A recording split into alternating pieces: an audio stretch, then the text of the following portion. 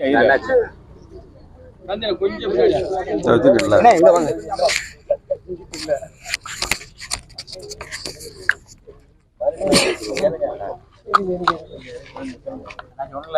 இருக்காரு, என் லேகியத்தை சாப்பிட்டா யாரும் தலையில தவள வேண்டாம். எங்க பங்காளி கட்சி வந்து தமிழ்நாட்டு பிரச்சனையை பேசிட்டு இருக்காரு அண்ணாமலை. லேகியத்தை சாப்பிடுறது அண்ணன் ஜெயக்குமார் வந்து சொன்னாரு. ஆமா, என் லேகியத்தை சாப்பிட்டா யாரும் தலையில தவள வேண்டாம். என் பங்காளி கட்சி வந்து தமிழ்நாடு பத்தி பேச நல்லா இருக்கும் அப்படின்னு இருக்காரு. தமிழ்நாடு பிரச்சனை பத்தி பேச சொல்லுங்க. தமிழ்நாடு பிரச்சனை தமிழ்நாடு பிரச்சனை இல்லை. பாஜகவை பொறுத்தவரை 10 ஆண்டுகளாக மத்தியில் ஆட்சியில் இருக்கின்றது. அதில் பாராமுகமாக தமிழகத்தை இதில் எந்த ஒரு அண்ணாமலை இந்த அளவுக்கு வாய் பேசுகின்ற அண்ணாமலை தமிழகத்தில் பிஜேபி ஆட்சி செய்த சாதனைகளை பட்டியலிட தயாரா? எங்களுடைய கேள்வி தான். தமிழகத்தின் தமிழர் நலன் சார்ந்த பிரச்சனைகள் இதுவரை ஒன்று கூட தீர்க்கப்படவில்லை 10 ஆண்டுகள் ஆட்சி. உதாரணமாக அவர் தேர்தல் அறிக்கையில் சொன்னார்கள், கச்சத்தீவை மீட்போம். இன்றைக்கு 24 நாடாளுமன்ற தேர்தல், 5 ஆண்டுக்கு முன்பு நடைபெற்ற தேர்தலில் கச்சத்தீவுக்கு நிரந்தர தீர்வை காண்பவர்கள் அந்த தீர்வு காணப்படவில்லை. காவிரி பிரச்சனையில் மத்திய நீர்வளத்துறையின் மூலமாக தீர்ப்பாயத்தின் மூலமாக நிரந்தர தீர்வை நாங்கள் பெற்றுத் தருவதாக இன்று வரை தீர்க்கப்படவில்லை. முல்லை பெரியாரை மாண்புமிகு அம்மா அவர்கள் 146 அடியாக உயர்த்தினார்கள். 151 அடியை உயர்த்துவது அவர்களுடைய லட்சியம் என்று இருந்தார்கள். அம்மா அவர்கள் மறைந்தார்கள். அதற்கு பிறகு அம்மாவின் வழியில் நாங்கள் அந்த கருத்தை தொடர்ந்து வலியுறுத்தி இதுவரை அது தீர்க்கப்படவில்லை. ஆக கச்சத்தீவு பிரச்சனையும் தீர்க்கப்படவில்லை, காவிரி பிரச்சனை தீர்க்கப்படவில்லை, முல்லை பெரியாறு பிரச்சனை தீர்க்கப்படவில்லை. தமிழகத்தில் அடிக்கல் நாட்டப்பட்ட எய்ம்ஸ் மருத்துவமனை இதுவரை அடிக்கல் நாட்டிய அளவில் தான் இருக்கின்றது. இதோடு அடிக்கல் நாட்டப்பட்ட பல கல்லூரி பல மாநிலங்களில் கல்லூரியே உருவாகிக்கின்றது, வட மாநிலங்களில். ஆக தமிழகத்தில் அந்த எய்ம்ஸ் மருத்துவமனை வந்தபாடில்லை. நீட் தேர்வு தமிழகத்தில் விலக்கு வேண்டும் என்று இன்றைய வரை அனைத்து அண்ணா திராவிட முன்னேற்ற கழகத்தின் கோரிக்கையும் அதுதான், எங்களுடைய கொள்கையும் அதுதான். தமிழகத்தில் நீட் வேண்டாம் என்று கடைசி வரை நாங்கள் போராடிய மாநிலம் தமிழகம் தான். தமிழ்நாட்டு மக்களுக்கு தெரியும், இந்திய நாட்டு மக்களுக்கே தெரியும். கடைசி நிமிடம் வரை நீட் தமிழகத்தில் வேண்டாம் என்று போராடி விலக்கு பெறுகின்ற நேரத்தில் உச்சநீதிமன்றம் தடை விதித்தின் காரணமாகத்தான் நீட் தமிழகத்துக்குள்ளே நுழைந்தது.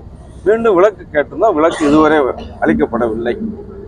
அது மட்டும் இல்லாமல் என்எல்சி போன்ற விவகாரத்தில், நிலநடுப்பு விவகாரத்தில் மக்கள் பாதிக்கப்படக்கூடாது என்று சொன்னோம். அதிலையும் இந்த மத்திய அரசு பாராமுகமாக இருக்கின்றது. இப்படி பல பிரச்சனைகளை பற்றி அண்ணாமலை பேசினால் நன்றாக இருந்ததை தவிர லேகியம் விற்பதையோ இல்லை அன்றைக்கு விளம்பரத்திற்காக விளம்பர அரசியல் அண்ணாமலை அவர்கள் செய்து கொண்டிருக்கின்றார். அது செய்வதை பற்றி எங்களுக்கு கவலை இல்லை. எந்த விளம்பரமும் தமிழகத்தில் எடுபடாது. தமிழகத்தை இன்னும் சொல்லப்போனால் காங்கிரஸ் ஆட்சியில் இருந்த நேரத்தில் தான், அன்றைய தினம் கருணாநிதி இங்கே முதலமைச்சராக இருந்த நேரத்தில் தான் 1974 தான் கச்சத்தீவு தாரை வார்க்கப்பட்டது இலங்கை. அதில் கையெழுத்திட்டவர் அன்றைக்கு பிரதமராக இருந்த இந்திரா காந்தி அவர்களும் இங்கே தமிழக முதலமைச்சராக இருந்த மரியாதைக்குரிய கருணாநிதி அவர்களும். அவருடைய காலத்தில் தான் நம்முடைய கச்சத்தீவு, நம்முடைய உரிமையான நமக்கு சொந்தமாக இருந்த கச்சத்தீவு தாரை வார்க்கப்பட்டது. அதுவும் தேசிய கட்சி ஆட்சியில் இருந்த நேரத்தில் தான். இப்படி தேசிய கட்சிகளும் தமிழர் நலனுக்கு எதிராக தொடர்ந்து இருக்கின்ற காரணத்தினால் தான் இந்த நிலைப்பாட்டை இன்றைக்கு அண்ணன் இபிஎஸ் அவர்கள் எடப்பாடியார் எடுத்த நிலைப்பாட்டை மாண்புமிகு அம்மா அவர்கள் 2014 எடப்பாடியார் அவர்களும் தேசிய கட்சிகளால் தமிழ்நாட்டு நலனுக்கு ஒரு பயனும் இல்லை என்ற நிலைப்பாட்டை தான் 2014 அம்மா எடுத்த நிலைப்பாட்டின்படி இந்த தேர்தலில் நாங்கள் சந்திப்போம். தமிழக மக்கள் 2014 தேர்தலில் எப்படி மகத்தான ஆதரவு அளித்தார்களோ அப்படிப்பட்ட ஆதரவு கிடைத்து நாங்களும் அதிகப்படியான இடங்களில் கிட்டத்தட்ட 30க்கு மேற்பட்ட இடங்களில் அனைத்து அண்ணா திராவிட முன்னேற்ற கழகம் வெற்றி பெறும். அப்படி வெற்றி பெற்று யார் பிரதமராக வந்தாலும் இங்கே தன்னிச்சையாக முடிவை நாங்கள் எடுக்க முடியும் என்ற நிலைப்பாடு தான் அனைத்து அண்ணா திராவிட முன்னேற்ற கழகத்தின் நிலைப்பாடு. இன்றைக்கு பாருங்கள், பிஜேபிக்கு கொள்கை வேறுபாடு. இன்றைக்கு நாங்கள் பிஜேபி கூட்டணியில் தான் இருக்கின்றோம் என்று மாறுதட்டி பேசுகிறார். அவர்கள் அண்ணாவை பற்றி விமர்சனம் செய்கிறார். அண்ணாமலை புரட்சித் தலைவர் அம்மாவை பற்றி விமர்சிக்கின்றார். அதை கேட்பதற்கு துப்பில்லை. அனைத்து அண்ணா திராவிட முன்னேற்ற கழக கரை வேட்டியே உண்மையாக அனைத்து அண்ணா திராவிட முன்னேற்ற கழக ரத்தம் ஓடுகின்ற ஒவ்வொரு தொண்டனும் இதை ஏற்றுக்கொள்ள மாட்டான். ஓபிஎஸ் அப்போ அண்ணா அவர்களை பேசியதையும் அம்மா அவர்கள் பேசியதையும் அண்ணாமலை பேசியதையும் ஏற்றுக்கொள்கிறாரா என்பதை நீங்கள் தான் அவரிடம் கேட்க வேண்டும். கூட்டணியில் வந்து இப்போ வந்து யார் வர வாய்ப்பு இருக்கு? பாமக நிறைய கட்சிகள் வர வாய்ப்பு இருக்கின்றது. இன்னும் திமுக கூட்டணி தான் இருக்கின்றதை தவிர பேச்சுவார்த்தை தான் நடக்கின்றதை தவிர தொகுதி உடன்பாடு இதுவரை எட்டப்படவில்லை. திமுக கூட்டணியில் பேச்சுவார்த்தை நடந்து கொண்டிருக்கின்றது. ஒரு கட்சிக்கு கூட அவள் பேச்சுவார்த்தை ஆரம்பித்த 1 மாதம் ஆகிவிட்டது. இன்னும் எந்த கட்சியும் அந்த இந்தியாவில் கூட்டணிக்காக பேச்சுவார்த்தை தொகுதி பங்கீடு விட்டு பேச்சுவார்த்தை ஆரம்பிக்கவே இல்லை. இவர்கள் ஆரம்பித்து 1 மாதம் ஆகியும் உடன்பாடு ஏற்படவில்லை என்று சொன்னால் அங்கே இழுவறி இருக்கின்றது.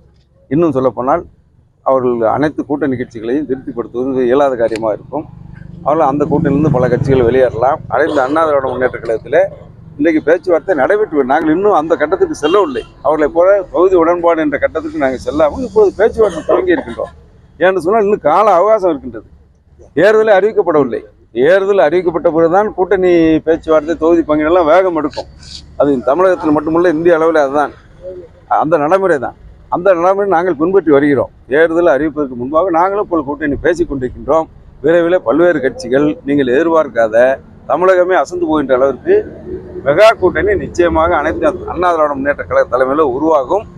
39 நாடாளுமன்ற தொகுதியிலும் வெற்றியை பெறுகின்ற கூட்டணியாக எங்களுடைய கூட்டணி இருக்கும்.